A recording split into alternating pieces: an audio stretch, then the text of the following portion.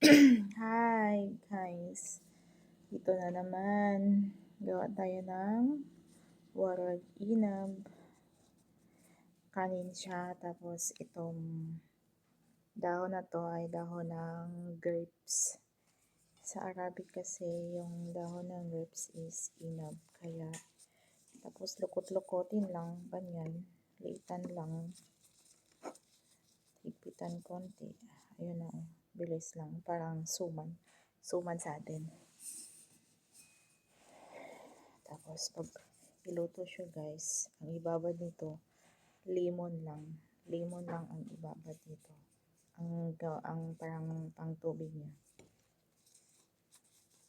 Ganyan lang kabilis. Wala sanang tao dito.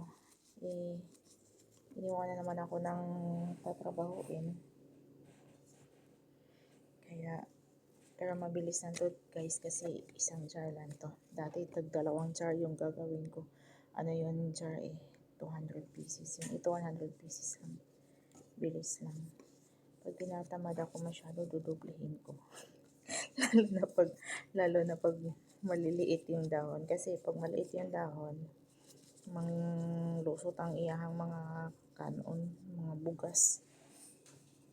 Makalagot. Makalangan. Ano siya. Kaya, ganyan lang. Ikot-ikot lang. Ganito talaga ang buhay. Kailangan tiis-tiis.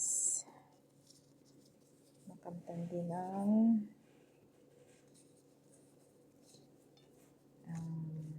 success. Ayan. Thank you for watching.